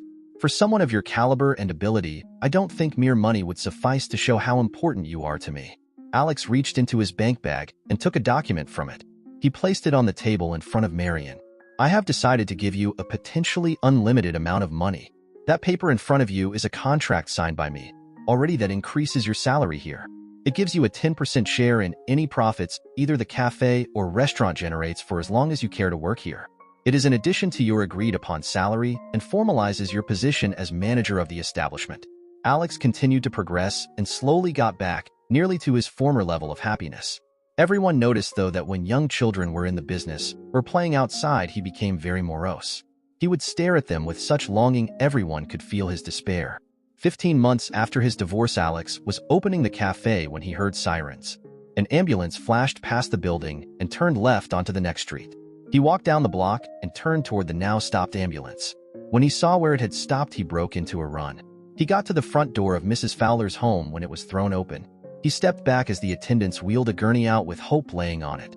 She was pale and breathing heavily, and 4 was already dripping its life-giving potion into her vein. When Hope saw Alex standing there, she made the attendant stop and took his hand. He stood looking down on her while the attendants stood bouncing from foot to foot in a hurry. "Go get moving again." Brandy walked up to the head of the gurney. She was dressed only in a very thin gown. She was crying and trying to shush Hope. Hope looked at Alex and pulled him closer to her. In a faint, wavering voice, she said, "Alex, you were the grandson I never had. I'm so sorry for everything, but now it's time you moved on. You and Brandy should." Hope's hand fell limply from his, and her head turned slightly on the gurney. One of the attendants roughly pushed him aside and began working on Hope. They ripped open her gown and began CPR. They tried everything, but it was no use. Finally, they stopped and covered her face. They gently placed the gurney into the ambulance and drove away. By that time, there was a small crowd gathered to see what was going on. Alex had tears running down his cheeks, as did Brandy. He noticed how she was dressed and reached for her. He gently guided her back into the house and to her room. She was crying so hard she could hardly stand. When Alex started to leave her, she grabbed him and said, "No, Alex, please stay with me. What will I do now? I love that woman like my own mother, and now she's gone. How will we get by without her? Alex stayed with Brandy and gently held her until she stopped crying. Then he rose to leave. When he was leaving, he turned to her and said, "Brandy, you don't have to come in today if you don't want. We'll understand." "And oh," she said, "it's my job to be there, and I won't desert you. Besides, I promised. Don't worry, I'll be there soon. Now go while I clean up and get dressed." Most of the town was sad when the news circulated about Mrs. Fowler. She had lived there all her life. There were very few people still living in Steelville that were older than she had been. Everyone missed her wit and cheerful greetings. All agreed, though, that if she had to go, the heart attack was best for her. She went fast. She had been much too vital a person to sit and wither away with an illness like some people are forced to do. The day of the funeral, Alice and the children arrived in a small pickup truck. The bed was loaded and covered with a tarp. After the services, she drove the truck to Mrs. Fowler's house and began unloading it. She was taking their belongings into the house. When Brandy walked into the house, Alice turned to her and said, "What are you doing here in my house?" "Oh, yes, you're that little tramp Grandma was letting stay with her. Well, get your things and get out. I don't need you here." Brandy ran from the house crying. She found Alex in his room at the cafe. She pounded on the door until he opened it and fell into the room and his arms. After she had calmed down, she told him what Alice had said, then said, "Alex, I wasn't supposed to say anything to you for a while, but Alex, I need your help, and we need to call Mr. Jensen right now. Would you please help me?" It took them almost an hour to get Steve Jensen on the phone. Brandy took the phone when Alex handed it to her and looked over at Alex. She stared at him until he took the hint and left the room. He heard her and Steve talking for only a short time, then heard the phone hang up. She walked out into the patio and sat with Alex at one of the tables from the restaurant. "Steve and a sheriff will be here shortly. Can I sit here with you until then, please?" In a few minutes, they heard 2 cars drive up. Shortly, Steve walked back onto the patio and saw Alex and Brandy sitting there. He had some papers in his hands. He looked at Brandy and said, "Brandy, if you and Alex are ready, let's get this over with." All 4 of them walked down the block to the Fowler house. Brandy looked at the 3 men with her, took a deep breath, and opened the door to walk in. She was no more than 2 steps into the room when Alice came out of the kitchen. When she saw Brandy, she said, "What are you doing back here? I thought I told you to get your things out of your quarters and get out of my house." Steve Jensen and the deputy sheriff were inside then, and Steve looked at the sheriff. The deputy walked up to Alice and said, "Ms. Fowler?" Alice nodded her head and said, "Yes. What do you want?" The deputy handed her a piece of paper and said, "Ms. Fowler, that is a restraining order. It orders you to keep at least 300 feet away from this residence and the residence or businesses of Mr. Fielding and or the person of Mr. Fielding or Ms. Brandy Hoover. I understand your grandmother has just passed away, but it was her wish that the only persons that enter these premises from the time of her death until after her estate is settled be Mr. Fielding or Ms. Hoover or any person that they choose to admit." "What do you mean by that?" "This is my house. I am the only living relative of my grandmother, and since she is dead, this is my property. You cannot keep a person from their own property." Steve said, "Alice, I'm afraid this is not your property. I am the executor of the estate and responsible for seeing the last will and testament of your grandmother is executed as she desired. The ownership of this property will not be decided until Ms. Fowler's will is probated. Until then, it is her desire, upheld by the probate judge I had to get away from his daughter's birthday party today, that the only persons allowed on this property are as the deputy stated. You need to load your belongings back into your truck and go back wherever you came from." The deputy and Steve stayed until Alice and her truck were only a small speck on the highway. Steve turned to Brandy and Alex and said, "Well, if she gives any more trouble, let me know. I don't know when we will start probate, but it is usually around a year before these things are settled. I will be in touch." He and the deputy left. After that day, life settled down for the citizens of Steelville. Finally, one day, both Brandy and Alex received a letter in the mail telling them they had to be present for the reading of the will of Mrs. Hope Fowler. On the appointed day and time, they arrived at the judge's chambers. As they were being greeted, Alex saw Alice's first husband walk into the office also. When the 3 of them entered the conference room, they saw Alice and Jason already seated at the table. Alice shot to her feet and screeched, "What are they doing here? I thought we were here to award me my grandmother's belongings." Steve had just started to answer her question when the judge walked into the room. He said, "No, Miss Fowler. We are here to comply with the terms of your late grandmother's will. We will distribute her property as per her desires." The judge took a seat at the head of the table and began speaking. He covered a lot of arcane minutiae, then said, "Okay, the legalities are out of the way now. All of the known debts of Mrs. Fowler have been satisfied, and it is now time to distribute the remainder of her estate to her heirs. First, Miss Fowler, I have a letter for you from your grandmother. In her will she says it will explain her reasons for distributing her property as she has. I have been instructed, however, to paraphrase the contents of this letter for everyone now present. Mrs. Fowler feels that not only were you and these are the words I was instructed to use in this instance, 304 of the lowest sort, but you were a despicable, dishonest, and morally lacking person. She loved you as a grandchild but abhorred you as a person and human being.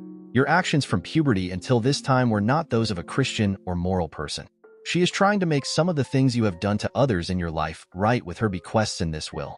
First, to Mr. Thomas Cincinnati, Alice's first husband, she bequeathed $750,000. This is to partially repay him for the damage done him in the divorce. Secondly, to you, Alice, she bequeaths only those monies and belongings you have surreptitiously taken from her premises and bank accounts during your life. As you know, she never complained or filed charges against you for writing checks on her accounts or taking jewelry and other valuables out of her home. All those possessions and funds are now legally yours. When the judge spoke, Alice jumped angrily to her feet. She shouted, "What? How dare you? I never stole anything in my life. I lived with that old woman and cared for her occasionally.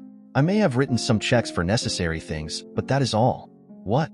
The judge broke in on Alice's harangue and said, "Miss Fowler, if you do not compose yourself properly, I will ask security to escort you from this room. I have more business to conduct that may or may not be of interest to you, but as long as you are a party to these proceedings, you will comport yourself properly." "Now, to continue," the judge said. Ms. Brandy Hoover is awarded the sum of $100,000 in cash and the right to continue living in the maid's quarters of Mrs. Fowler's prior residence until such time as she marries or chooses to leave. The only stipulation for this request is that she continues to provide the same services to the new owner of the property that she did to Mrs. Fowler. Those services are spelled out in this document. The judge handed a legal paper to Brandy, and to his surprise to Alex. There is one bequest that Mrs. Fowler has made that she demands be kept secret until certain future events occur. Other than that, the balance of her estate with an approximate value of $1.06 million goes to Mr. Alex Fielding. Once again, with a screech of pure rage, Alice launched herself at Alex. She was upon him and had hit him twice and scratched his face deeply before the bailiff could stop her. The judge looked at her and said, "Bailiff, place this woman in custody and charge her with contempt of court, assault, and battery with intent to do bodily harm upon the person of Mr. Alex Fielding. While you are at it, escort this gentleman that arrived with Miss Fowler out also, please." After Brandy had cleaned Alex's face, the judge said, "Now, if we can continue once again, as I was saying, the balance of Mrs. Fowler's estate goes to Mr. Alex Fielding." Once again, there were instructions to make it known her reasoning for this award. These reasons are as follows. Mr. Fielding, even as a child, treated Miss Fowler as one of his family. For the entire time he resided in Steelville, he would voluntarily come to Mrs. Fowler's home and perform maintenance, repairs, mow her yard, and run errands for her. He never asked for or accepted payment for doing this. Also, as with Mr. Cincinnati, Mr. Fielding was treated shabbily by his then-wife Alice Fielding and was unjustly denied a fair division of assets when they divorced. She further stated that she felt like Mr. Fielding was the grandson she was never lucky enough to have, and she wanted to let him know in a tangible way how much she loved him. The only encumbrance on the property she is willing Mr. Fielding is as previously stated. Ms. Brandy Hoover is to continue living in the maid's quarters and provide the same services to Mr. Fielding that she provided to Mrs. Fowler. Alex and Brandy sat in stunned silence when the judge finished his talk.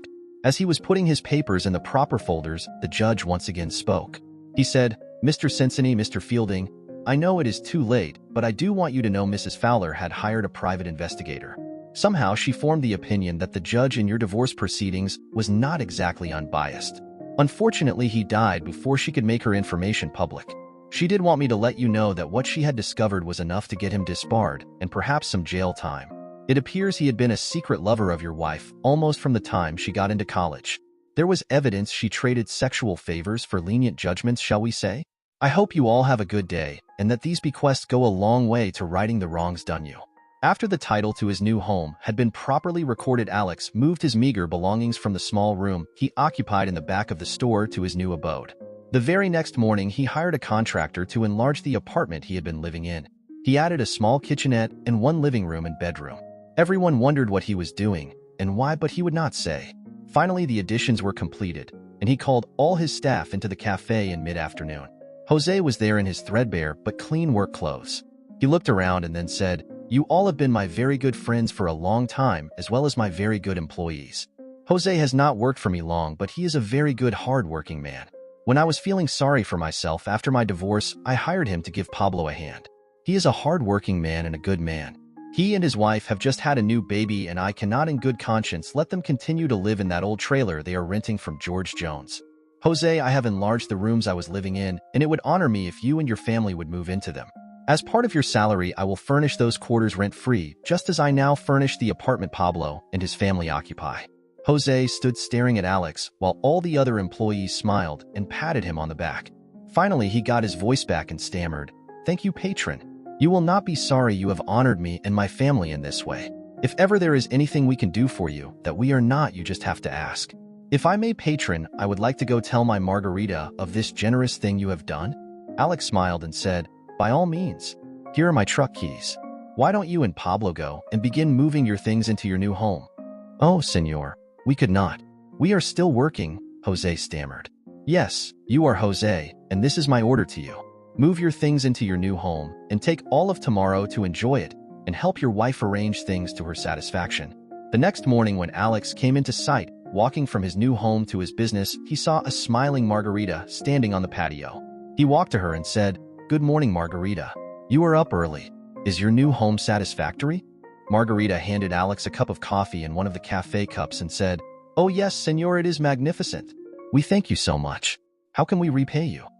"You cannot, Margarita. Your husband has been a good and loyal employee and worked hard for me. That is repayment enough.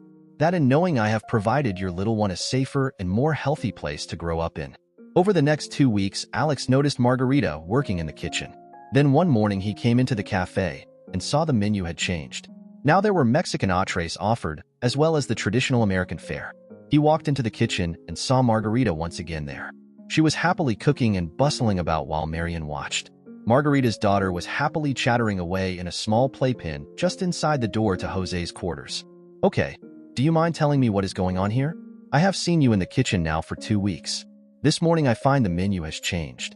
What do you think you are doing here? I don't remember hiring you to do this."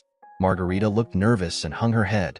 She said, "No, patron, but you have provided such nice rooms for us, Jose, and I decided we needed to do more for you than we were, so I cook now. I was cook in Mexico before we got our green cards and moved here. I can cook now and help pay you for the fine place you gave us to live in." Alex looked at Marian and said, "What did you have to do with this?" "Well, Alex, the first week, I let her cook a few meals to see how good a cook she was. I gave them free to some of our regulars. They started coming in and asking for the things Margarita had cooked. We decided to expand the menu, and I told her if you did not want to pay her, I would pay her out of my share of the profits. In case you didn't notice, our breakfast and lunch traffic has picked up since she started cooking. We are now getting more of the local Mexican workers eating on their way to work or taking lunch with us. She has already increased our profits by almost what I had agreed to pay her. Besides, it will be nice to have more help so we can slow down some." Alex laughed and said, "Okay, you all win. Now how about you bring me special number 3 for my lunch? I want to see just how good this new cook of ours is." Once again, things returned to a smooth operation and Alex was enjoying his life. He and Brandy walked to work many mornings. In the evenings, if she did not have a date, they talked and watched TV or read together. Like many people sharing a house, they became comfortable with each other. From time to time, one or the other would inadvertently see the other partly dressed. On the occasions that occurred, they would each think what a fine and good-looking person the other was. Many times Alex would get a hard on watching Brandy move around the house. She seemed to wear more and more revealing or more and more skimpy clothes as the summer progressed. He assumed it was because it was so warm. He would turn the air conditioner down, and then he would find it turned up to a warmer temperature and Brandy dressed in next to nothing. The house was always spotless. The few times they ate at home, Brandy would cook a very delicious meal. She was always pleasant to be around. By winter, they had settled into a very comfortable relationship. Then the swine flu scare came. It seemed Alex was too busy to get even the regular flu shot, and he did not fall in the high priority groups for the swine flu vaccine. Neither did Brandy, of course. You can guess what happened. Alex became deathly ill. He was running at both ends, as the saying goes. The first evening, he almost lived in the bathroom of his master's suite at home. He never heard Brandy come into the room. When she saw him bent over the toilet, she knew he was ill. After he quit throwing up, she helped him back to his bed. She bathed his face with cool water. She made him chicken soup and cared for him so tenderly. Slowly, Alex got better.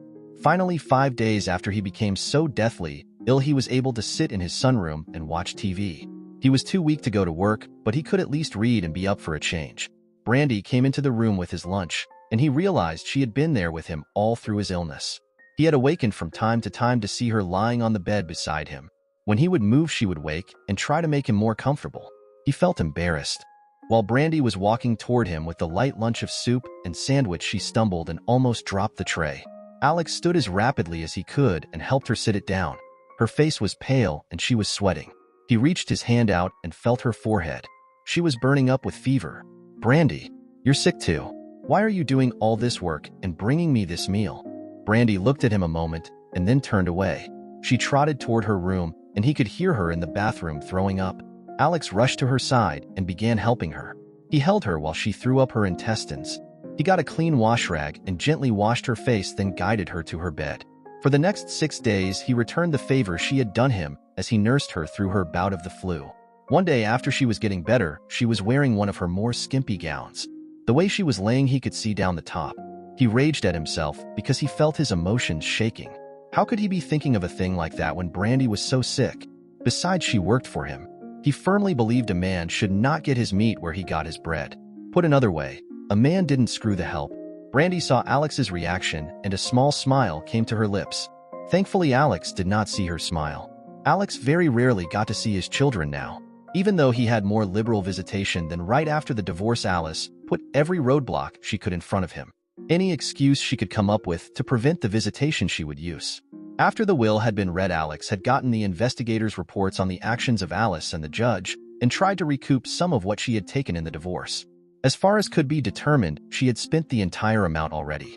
He was successful in getting more liberal visitation with his children, however. Now he was supposed to get them every other weekend and 1 month in the summer. When the children were with Alex, they slowly began to be more relaxed around him. They found he was not the ogre their mother claimed him to be.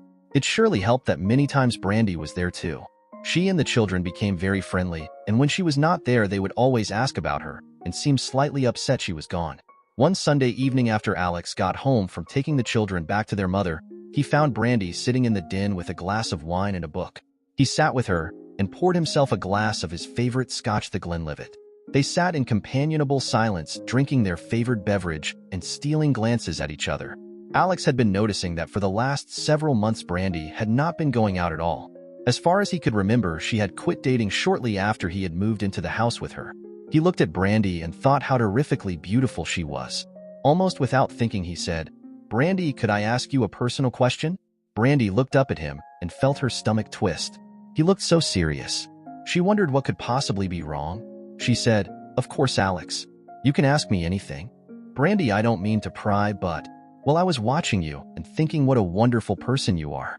You are so great with the kids, and it is such a shame you don't have any. I think you would be a great mother and wife. Then I remembered you haven't been dating that I know of in several months. I just wanted to know why that is and if there was something wrong I could help with." Brandy looked at Alex with a haunted expression on her face. She stood so rapidly she dropped her book. She started crying and ran to her room. Alex sat there in shock for a moment, then he followed her to her room. He knocked on the door, and when he got no answer, he entered anyway. She was lying across her bed crying. It tore his heart out when he saw her shoulders shaking. "Brandy, I'm sorry. I know it is none of my business, but I worry about you. You're wasting your life hiding here taking care of me when you should be out there living and enjoying your youth." "Brandy, I'm so sorry. I was only worried about you. I just didn't want you to waste your life caring for this house and me. You are so young and have so much to offer a man. Any man would be so lucky to have you in his life, and you are locking yourself away here with me. I was just worried for you and wanted you to be happy." Brandy looked up at him while she sniffled. "Damn you. I've got what I want. You're just too damn dumb to see it, aren't you? Now just go. Leave me alone, please." Alex rose from his seat on her bed and walked to her door. He stood there looking at her and feeling perplexed. "I'm sorry, Brandy. I guess I put my nose in where it wasn't needed or wanted, but I was worried about you. I know the men your age here in town are always trying to get a date. I overhear a lot at the store and cafe. I just wondered what had happened." Alex turned and walked away from her door. He went into the den and sat staring out the window. All at once his scotch didn't taste nearly as good, and the day wasn't nearly as cheerful. Brandy came walking slowly into the den shortly after he got settled. She walked up and stood in front of Alex. She was crying again. He could hardly understand her when she began talking. "Damn you, Alex. It's you. Compared to you, all the other men are nothing. Every date I was on, I found myself comparing them to you, and they all came out second best. I love you. I kept hoping you would see me as someone other than an employee. I guess I was just fooling myself. I'll get out of your house as soon as I can find someplace else to live. Obviously, I was fooling myself to ever think you could see me as someone you could love. I'm sorry." Alex sat in shock and watched Brandy turn and run from the room. She was crying once again. He followed her to her door, but this time it was locked, and she wouldn't open it when he knocked. He could hear her crying still and felt terrible. He just hadn't thought. He was 33, she was 22. Sure, he had liked her. Hell, he looked forward to seeing her every morning. He spent way too much time talking to her and just looking at her while they were at work or she was working around the house. He had never seriously considered that she would be interested in an old man like he was. He returned to his den and opened his bottle of Glenlivet. He drank straight from the bottle. He never knew when he went to sleep. He woke at dawn when he felt Brandy put a blanket over him. She gasped when he opened his eyes. He saw her face inches from his as she bent to tuck the blanket around him. They stared into each other's eyes. Brandy started to rise and Alex didn't think. He reached up and wrapped his arms around her, pulling her down until she lost her balance and fell on top of him. "Alex, what are you doing?" "Stop," she said. Brandy was pushing herself up from his chest as she said that. Alex held her tightly enough she could only raise herself about 8 inches. He looked into her eyes and pulled her to him once more. This time he began kissing her. After several moments of kissing, Brandy once more pushed away from Alex. This time he let her go. He twisted his legs off the couch and pulled her down next to him. "Brandy," he said, "I have been feeling more and more for you. I know you have caught me staring at you across the store. I've seen you watch me and frown. I have been falling in love with you for months, but I just didn't think I stood a chance. I'm 11 years older than you, and you were dating men your own age. I thought all you wanted was to be friends. I didn't want to do anything that would drive you away because I would have rather had you in my life as a friend than not have you in my life at all. I think I have loved you for months, but I just never considered risking what I thought we had." Brandy smiled and climbed to straddle his legs. She bent and began kissing him again. "Oh, Alex, sometimes you are so damn stupid. It's no wonder Alice got away with." Brandy felt Alex stiffen and she gasped. She saw the tears in the corner of his eyes. She began crying and moaned, "Oh my God, I'm sorry, honey. God, how stupid can I be? I didn't mean to hurt you, I just..." Brandy tried to get off Alex, but he just held her tighter. Alex pulled Brandy back against his chest and gave her a slow, gentle kiss. "Yes, I guess I was stupid. I knew what she was, what she had been in high school and college. I guess I just let myself fall in love with a dream. When we were just friends, we got along fine. I liked her. I let myself be convinced she had changed because I wanted to believe her. I liked and trusted her way too much. I guess you could say I was stupid, but when you like and trust someone, it is easy for him or her to pull the wool over your eyes. I know you didn't mean to hurt me, but it did. I will always feel the hurt of that betrayal. It did teach me a lesson, though. Now I don't trust like I did.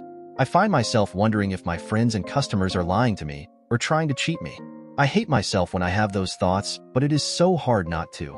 About the only people I trust unreservedly are you, Pablo, Marian, and my family. It's hell, isn't it, when the only people you trust are the ones that work for you?" "Oh, honey, I'm so sorry," Brandy said. "You know we all love you and would do anything for you. I know you trust some of your other friends too now, don't you?" Alex smiled and said, "Well, yes, but not like I did Alice and you three." Brandy shrieked and pushed herself off Alex's lap. She said, "Look at the time. We're already late for work. Hurry and change your clothes." Alex jerked his head around toward the clock and said, "Damn, I'll just be a few minutes. Call the store and let Marian know we're on our way." Alex ran for the master suit and his shower. He heard Brandy pick up the phone and begin dialing. He was in such a hurry that he didn't close the doors. When he walked out of the bathroom to dress, he heard Brandy still talking on the phone. She said, "No, he didn't. He asked me a really dumb question last night, and I'm afraid I began crying. You know how I get on my period. I just lost it and I ran to my room and slammed the door. The next thing I know, Alex was there wanting to know if I was okay. I was still so hurt and so angry I just yelled at him. I said, 'Damn you. Alex, it's you.' Then I told him that all other men I dated I compared to him, and they always came in second best. I told him I loved him, and kept hoping he would see that someday. I was so hurt and angry I told him I would move out this morning, that I could see I had just been fooling myself about him. I slammed the door in his face and he left. This morning I was covering him up because he got drunk, I think, and slept on the couch. I was going to come to work and begin looking for a new place to stay. I woke him up when I was bending over him, and he pulled me down onto the couch with him and began kissing me. What? She giggled and said, "No, he didn't. All we did was talk." He told me he had been falling in love with me for months, but had been afraid to say anything because he thought he was too old for me and that I deserved better than him. I cried more and he kissed me more. I was sitting on his lap talking to him about us and Alice when I saw what time it was. "No, we're on our way in." Alex was walking out of the bedroom and he heard Brandy continue, "Here he comes. We're on our way. See you soon." She hung up the phone and smiled up at him.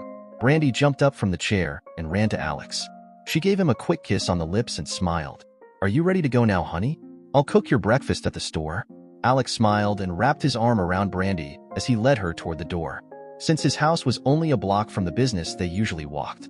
Throughout the day, whenever Alex or Brandy walked near the other one, they would reach out and touch. The customers would look at them, and most of them would smile.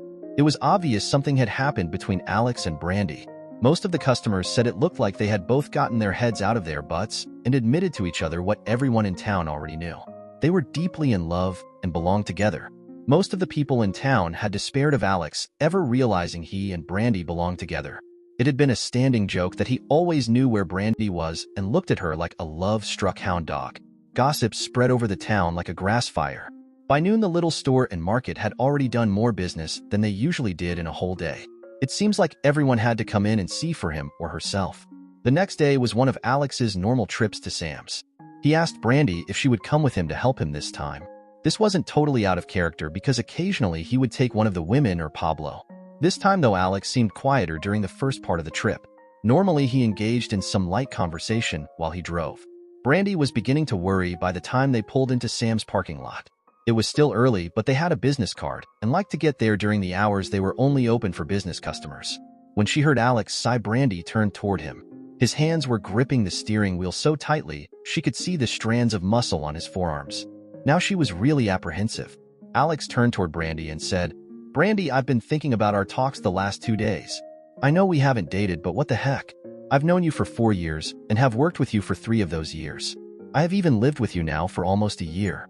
I think we know each other very well. I know the kids really like you." "Brandy."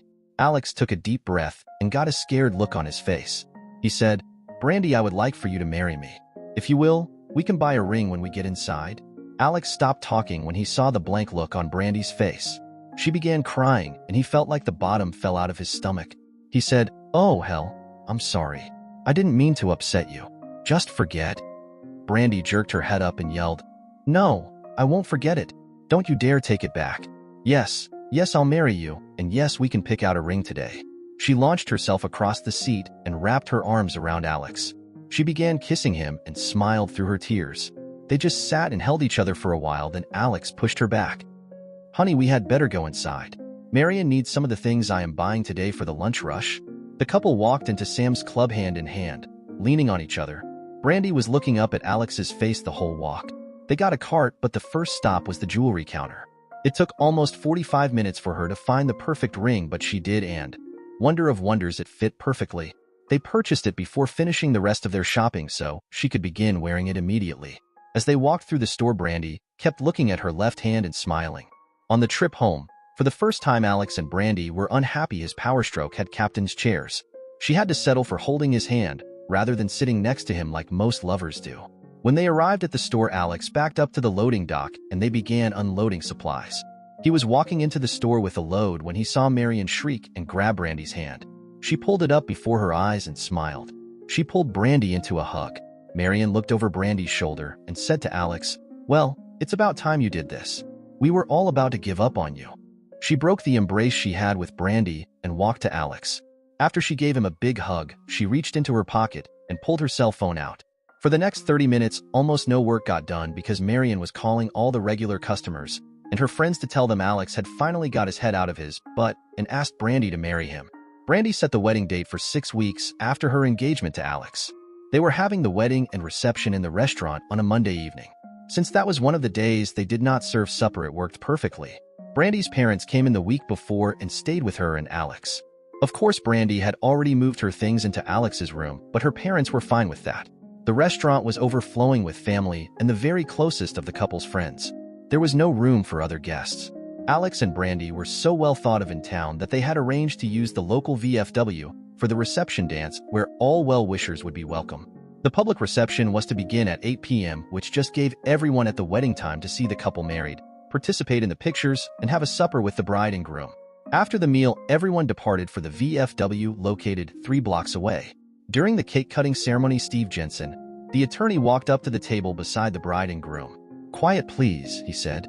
"Before we enter into more festivities and really show this fine couple what we think of them, I have a duty to perform for the court." That got everyone's attention. All knew Steve was an attorney, but what could the court have to do with a little wedding? Steve continued his conversation. He said, "You all know that when Mrs. Fowler died, she tried to right the wrong done Alex and Alice's first husband when she divorced them. She also provided for Brandy by giving her rights to remain in her room in the house Alex now owns. There was one more bequest she made that had a delay in awarding the benefits. It is now my duty as an officer of the court to carry out Hope Fowler's last request." Steve reached inside his suit and took an envelope out of the pocket. He opened it and said, "I have been instructed to read this letter in its entirety at the wedding reception of Alex Fielding and Brandy Hoover." Everyone there who knew the couple and Mrs. Fowler gasped, it seemed. All wondered how she could possibly have made a bequest for this wedding. Steve continued, "Well, Alex, it's about time you did something right for a change. I had been watching you and Brandy dance around and make moon eyes at each other for months. I don't know how long I've been gone, but it's about damn time you got your head out of your butt and married that girl. I wanted so badly to keep you from marrying Alice, but I just couldn't. You could have been right, and she could have turned over a new leaf for you, but I just didn't believe she had. I do believe that for the first 2 years you were married, she stayed true to you. At least my investigators could find no problems. Unfortunately, as we all know, that changed. You have a keeper now, boy. Love and prosper. I know you have more important things to do than listen to an old woman talk to you from the grave, so I will be brief. I loved you both as my own, and am so happy for you now. In honor of this occasion, I want to provide the honeymoon. I left this final bequest for that purpose. I want you to take a world trip and not come back until this $100,000 and its interest is completely gone. Just so you know, had you two not gotten married to each other, this amount would have gone to the children you each may have had with the spouse you did choose. In any event, know this old woman loved you both and wants you to be happy with each other." The audience was deathly quiet as Steve handed the check for the bequest and interest to Alex. Many of the women and even some men were crying, as was Brandy. Over the next few months, it seemed even Alice had mellowed.